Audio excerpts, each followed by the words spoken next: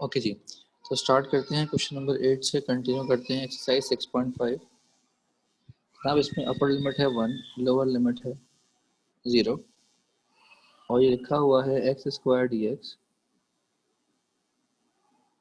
Upon 4 minus x square whole power 3/2। जो आपको types पढ़ाई गई थी बिल्कुल वैसे ही सॉल्व होगा, करके देखते हैं। तो जनाब यहाँ पर हमने एक्स सपोज किया 2 साइन थीटा को, फिर डेरिवेटिव लिया, डेरिवेटिव निकालने के बाद डी एक्स की वैल्यू निकाली और डी एक्स की वैल्यू निकालने के बाद फिर हमने 4 माइनस एक्स स्क्वायर की वैल्यू निकाली और 4 माइनस एक्स स्क्वायर की जब हमारे पास वैल्यू आ गई तो हमने दोनों तरफ अप्लाई कर दिया पावर 3/2। तो अगर मैं दोनों तरफ पावर 3/2 अप्लाई कर दूं तो मुझे राइट साइड पे भी पावर 3/2 लगाना पड़ेगा। तो जनाब यहाँ पर मैंने पावर लगा दी 3/2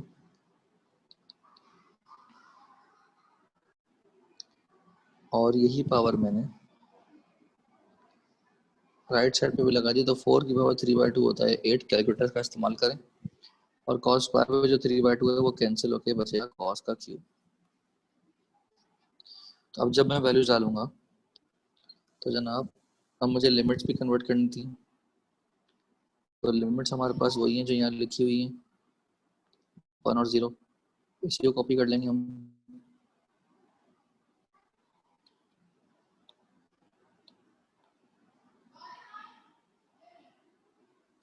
तो जनाब अब ये सारी वैल्यूज अब हम जब आई में पुट करेंगे तो अपर लिमिट हमारे पास हो चुकी है π/6 और लोअर लिमिट हो चुकी है 0। ऊपर लिखा हुआ है एक्स स्क्वायर, तो हम लिखेंगे 2 साइन थीटा का होल स्क्वायर। फिर आगे लिखा हुआ है डी एक्स।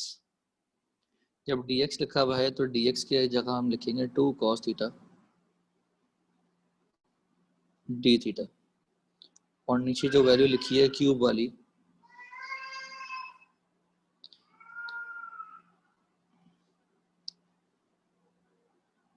जनाब वो क्यूब वाली वैल्यू बराबर है 8 कॉस क्यूब थीटा की। तो अगर हम 2 का स्क्वायर खोल लें तो ये आ जाएगा 4। जनाब अपर लिमिट है हमारे पास π/6, लोअर लिमिट है हमारे पास 0। तो ये हो जाएगा 4 साइन स्क्वायर थीटा। 2 1 जा और 2 4 जा 8 कैंसिल हो चुका है और कॉस से कॉस भी कैंसिल हो चुका है। नीचे बचेगा जनाब 4 कॉस स्क्वायर थीटा। 4 से 4 कैंसिल कर दें, बचेगा जनाब सिर्फ sine square upon cos square. Sine square upon cos square बन जाएगा जनाब टेन स्क्वायर। और टेन स्क्वायर को अगर हमें इंटीग्रेट करना हो तो आपको ये बात शायद मालूम हो कि इसको हम कन्वर्ट करते हैं सेक स्क्वायर थीटा -1, जो कि आपको 6.3 में सिखाया गया था। अब सेक स्क्वायर थीटा को इंटीग्रेट करेंगे तो इसका आंसर आ जाएगा जनाब टेन थीटा। 1 को इंटीग्रेट करेंगे तो आंसर आएगा थीटा और लिमिट है हमारे पास π/6 और 0। तो जनाब पहले आएगा π/6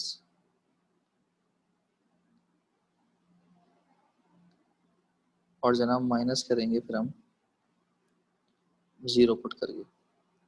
तो क्योंकि आपको पता है कि upper limit minus lower limit करके सॉल्व किया जाता है। टेन π/6 की वैल्यू डालेंगे, ये आएगी जनाब √3/3 और π/6 कांस्टेंट है, बाकी आगे सब जो है वो 0 हो चुका है। क्या ये बात समझ आ गई?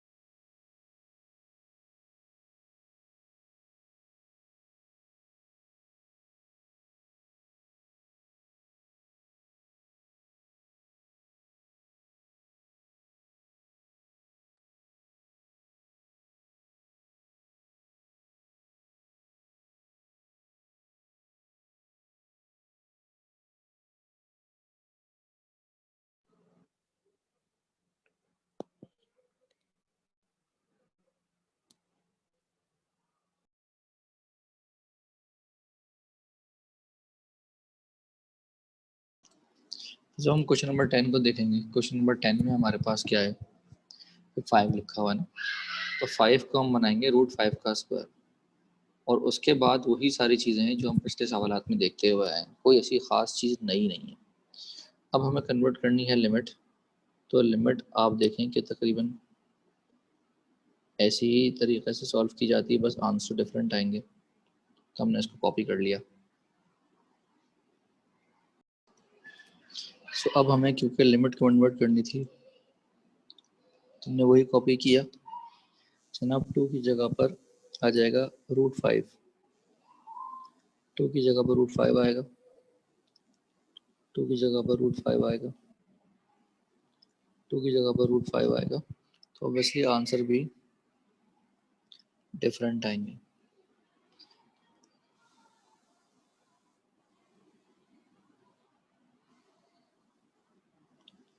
तो जनाब ये हो जाएगा √5 upon √5।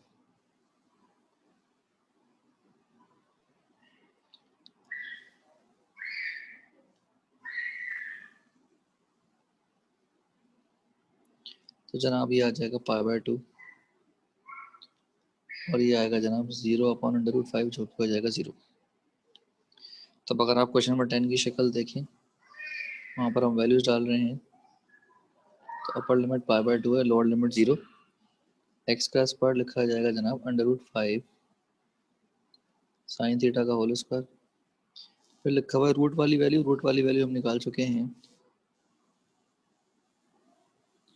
5 cos theta d theta, sorry, और उसके बाद dx की वैल्यू है जनाब √5 cos थीटा डी थीटा। जनाब ये हो जाएगा, अपर लिमिट तो रहेगी π/2, लोअर लिमिट 0, ये हो जाएगा 5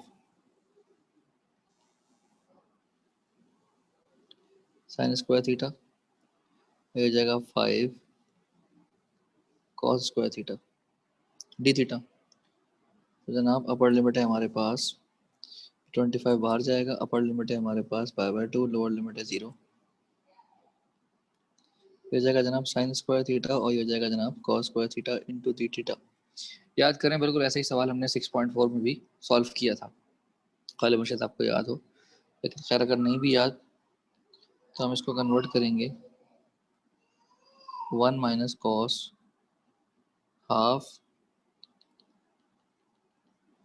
अभी कॉपी होगा as it is 25, upper limit है π/2 और 0, जनाब ये हो जाएगा हाफ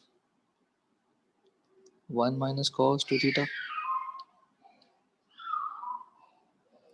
और जनाब ये हो जाएगा हाफ 1 प्लस कॉस 2 थीटा। जनाब ये हो जाएगा 25/4, अपर लिमिट है π/2, लोअर लिमिट है 0, हो जाएगा a square minus b square. जनाब 25/4 कॉपी किया, upper limit lower limit copy की, और ये बन जाएगा जनाब sine square 2 theta d theta. तो अब दोबारा से हम साइन स्क्वायर 2 थीटा पे लगाएंगे,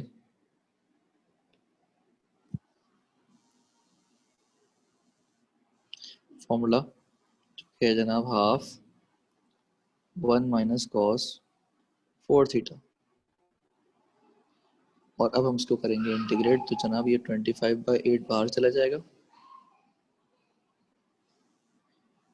π/2 हमारी अपर लिमिट है, लोअर लिमिट हमारी 0 है, सिर्फ बचेगा 1 minus cos 4 theta d theta. इसको इंटीग्रेट करना है, 25/8 कॉपी हो गया, 1 का इंटीग्रल थीटा आएगा, और जनाब cos 4 थीटा का इंटीग्रल आएगा साइन 4 थीटा अपॉन 4, और उसके बाद आखिरी स्टेप में हम डालेंगे limit, upper limit minus lower limit. तो 25/8 बाहर आएगा, तो ये हो जाएगा जनाब π/2 -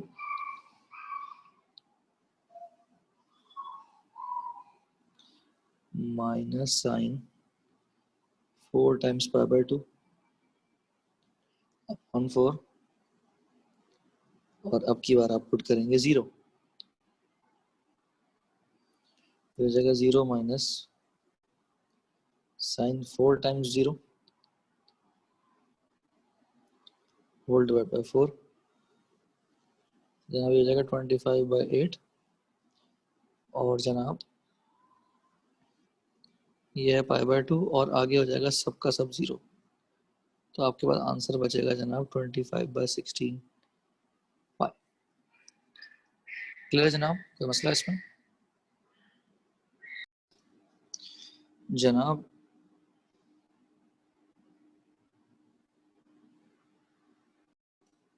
अब हम देखेंगे वो सवाल जिसके अंदर लिमिट नहीं है मौजूद, जैसे कि क्वेश्चन नंबर 11।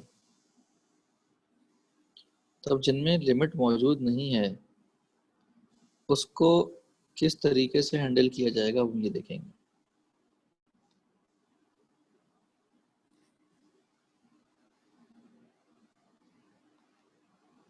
जनाब हमारी सपोजिशन वगैरह सब कुछ सेम रहेगी, बस यहाँ पर 2 की जगह पर ऑब्वियसली a आ जाएगा, और 4 की जगह पर हम a² लिख देंगे।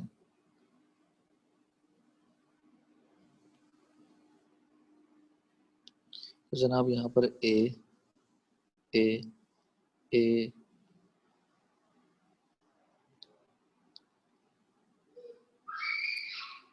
यहाँ पर भी a², यहाँ पर भी a², और फिर रूट लेंगे तो ये a हो जाएगा। तो क्योंकि सवाल में हमारे पास लिमिट है नहीं, जब हमारे पास सवाल में लिमिट नहीं है और हम जब वैल्यूज पुट करेंगे तो हम लिखेंगे i is equals to x का क्यूब है, तो हम लिखेंगे a साइन थीटा का होल क्यूब, और dx की जगह पर आ जाएगा a cos theta d theta, और अपॉन वाली वैल्यू है हमारे पास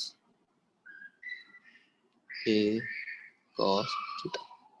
a cos थीटा कैंसिल हो जाएगा, और सिर्फ हमारे पास बचेगा a क्यूब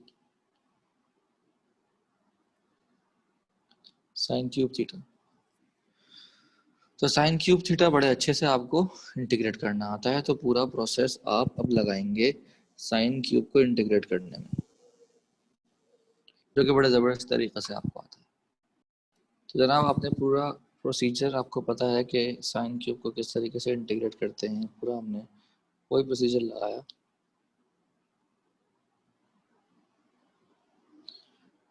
और